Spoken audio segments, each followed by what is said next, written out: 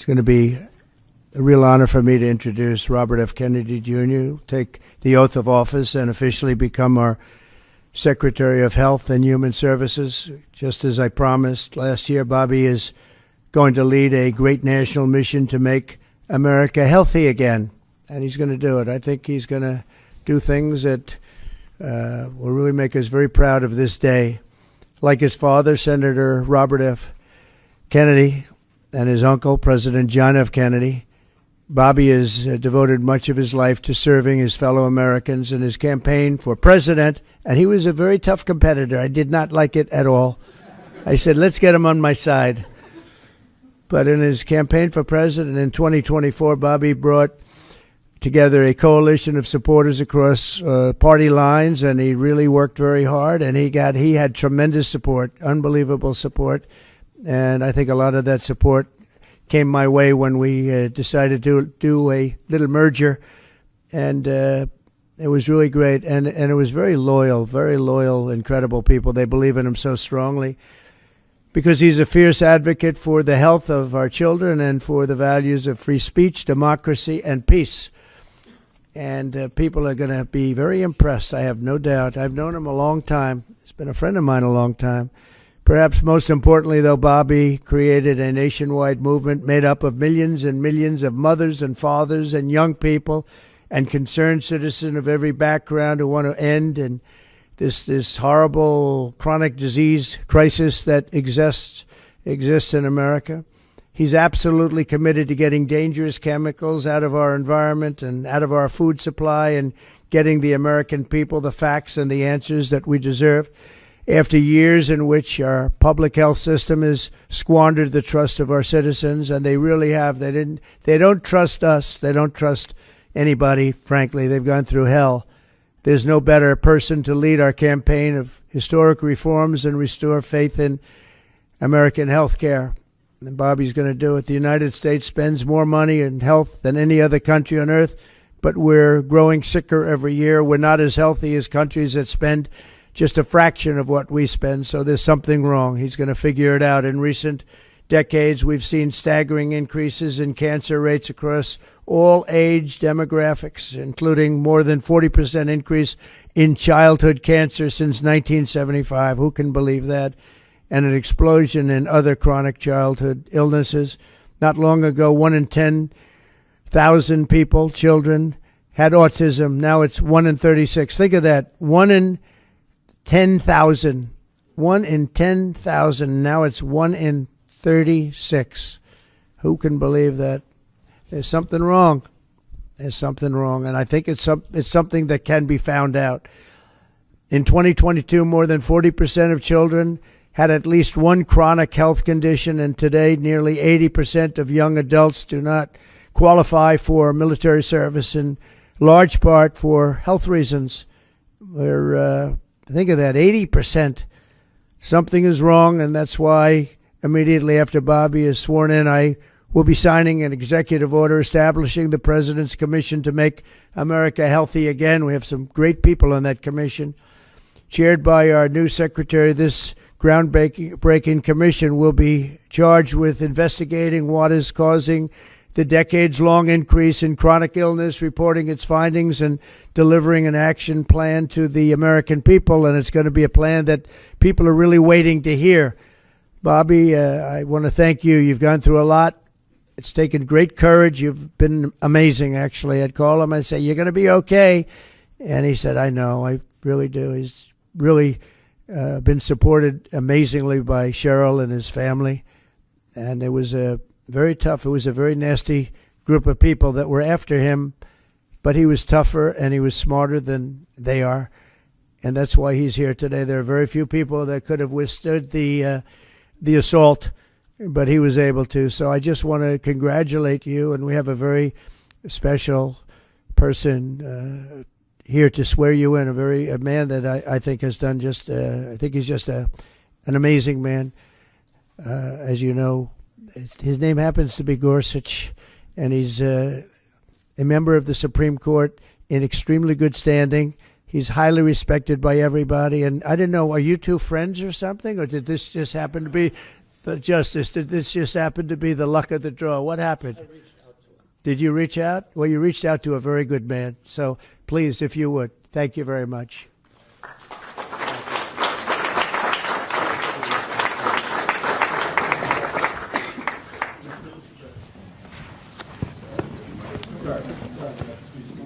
This has to be done first. I'll do this first. Sorry. I'm going to make this a good one, right?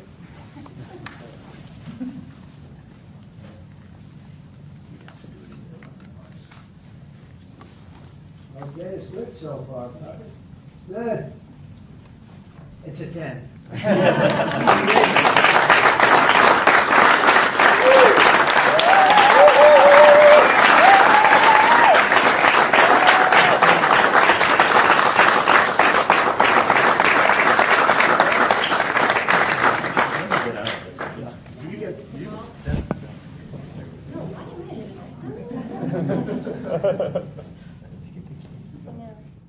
Go in there. Get the keys in there. Go in there. I'll be with you.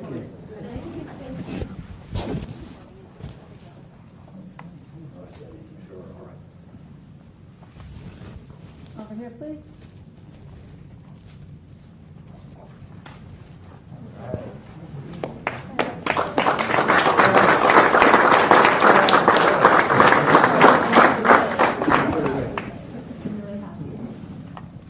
Would all the family like to join? Yeah, sure. All right. Please place your left hand on the Bible and raise your right. I, Robert F. Kennedy, Jr. I, Robert F. Kennedy, Jr. do solemnly swear do solemnly swear that I will support and defend that I will support and defend the Constitution of the United the States Constitution of the United States against all enemies, against all enemies, foreign and domestic, foreign and domestic, that I will bear true faith and allegiance to the same, that I will bear true faith and allegiance to the same, that I take this obligation freely, that I take this obligation freely without any mental reservation without any mental reservation or purpose of evasion, or purpose of evasion, and that I will well and faithfully discharge and that I will well and faithfully discharge the duties of the office the duties of the office on which I am about to enter. on which I'm about to enter. So help me God. So help me God. Congratulations, Mr. Secretary.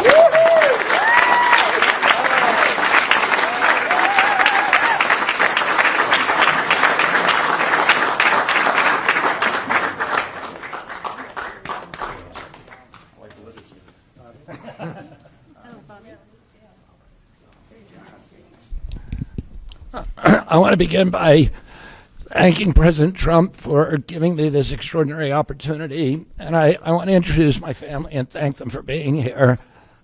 My wife, Cheryl, my cousin, Anthony Shriver, my daughter, Kik, my other daughter, Kira, Catalina Shriver, Joey Shriver, Jackson Hines, and Amaryllis Kennedy. Oh, and I want to thank all of you for your support and throughout this whole 2.5-year journey. My first time in this Oval Office was in 1961, and I came here to meet or 1962. I came here and I had a meeting with my uncle, who was president, and where we talked about the environment. He was involved deeply, as we all know, in restoring physical fitness in this country. He challenged at one point during his administration, he challenged Americans to do a 50-mile walk, which I ultimately did. But I remember the day that my father completed his walk. We were staying up at Camp David, and my father came in after 18 hours walking on the C&O towpath with his feet bleeding and blisters on them. My father had one of his best friends was Al Lowenstein. And Al Lowenstein ultimately was a congressman from New York who was assassinated himself in 1980.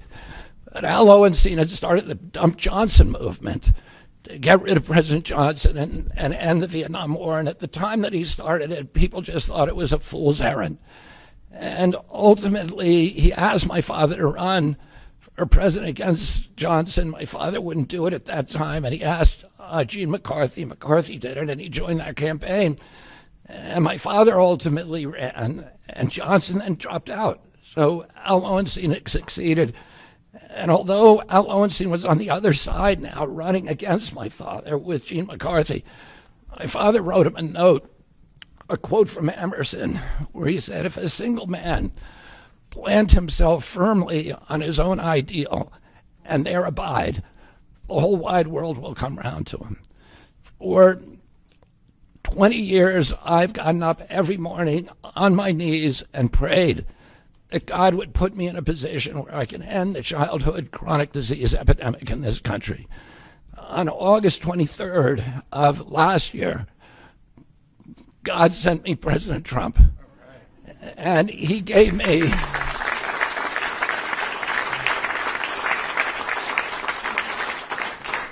he's now given me, he's kept every promise that he's made to me. He's kept his word in every account and gone way beyond it. I'm so grateful to you, Mr. President. A lot of people told me that I couldn't trust President Trump, that I better get it in writing. And we did a handshake, and everything that he told me he was going to do, he has done. And I'm so grateful to him, and I've told you before, I genuinely believe that you are a pivotal historical figure, that you are going to transform this country at a time when we see all of the indicia of democracy now in tatters in our country. We see the rise of the military-industrial complex, the rise of totalitarianism, these attacks on our Constitution, and this breathtaking epidemic that is disabling our people. President Trump has promised to restore the American dream in this country. A healthy person has 1,000 dreams. A sick person only has one. 60% of our population has only one dream, that they get better. President Trump has promised that he's going to restore America's strength. But we can't be a strong nation if we have a weak citizenry. If people are sick, 60% of our people are sick, 77%, as President Trump mentioned, of our children cannot qualify for military service. And we need a man on a white horse now. We need somebody who is willing to come in and has the spine and the guts and the strength to challenge orthodoxies, to stand in the way of vested interests, and to break institutions that have turned against our democracy. President Trump has shown again and again that he is that hero. And most recently, I greatly appreciate it, and I called you the day that you announced the termination of USAID. My uncle started USAID in 1961 for humanitarian purposes, to put our country on the side of the poor. It has been captured by the military-industrial complex. It has become a sinister propagator of totalitarianism and war across the globe. And very few people understand how sinister this agency really is. And President Trump saw that, and he stood up to it with a masterstroke. And we want to do the same thing with the institutions that are stealing the health of our children. We need a revolutionary figure, and you are that figure, and I'm very grateful for you for giving me this opportunity. I want to recognize some of the allies that I've had in this battle for a long time: Senator Rand Paul, Senator Ron Johnson, Senator Roger Marshall, Marjorie Taylor Greene, and Buddy Carter, who've all been champions of the MAHA agenda before I even came along. I'm very grateful for you for standing strong. Thank you very much, President Trump.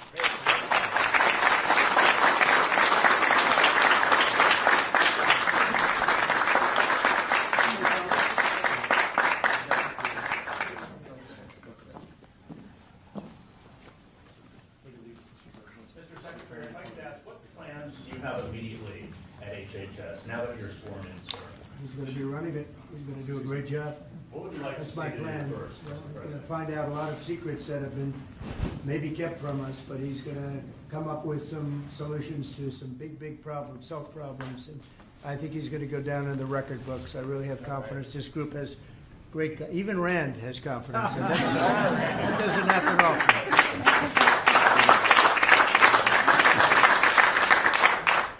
Good luck. Good If I luck. could ask you, Mr. Secretary, do you plan to fire anyone immediately, or what are your plans on day one, which I guess is today? Our plans are radical transparency and returning gold standard science to NIH, the FDA, and CDC, to ending the corruption, ending the corporate capture of those agencies, getting rid of the people on those panels that have conflicts of interest, so we can do unadored and unimpeded science rather than the kind of product that is coming out of those agencies today. Mr. Secretary, may I ask, how do you address concerns that some Americans may have about your stance on vaccine? When people actually hear what I think about vaccines, which is common sense, which is vaccines should be tested, they should be safe, everybody should have informed consent, people are reacting because they hear things about me that aren't true. They hear characterizations of things that I've said that are simply not true. When they hear what I have to say actually about vaccines, everybody supports it. Mr. Kennedy, Kara Castronovo from Lindell TV. What's your message to Democrats in the Senate that fought so hard to keep you from taking this position? And congratulations, by the way. And President Trump has promised to be the president for all Americans, and he has said to me that he understands that there's no such thing as Republican children or Democratic children. All of our children need to be protected, and whether you're in a blue state or red state, I'm going to do everything I can to work with you, whether you're Democrat or Republican, to restore child's health in this country. Mr. Secretary. Great job. Great job. Thank you all very much.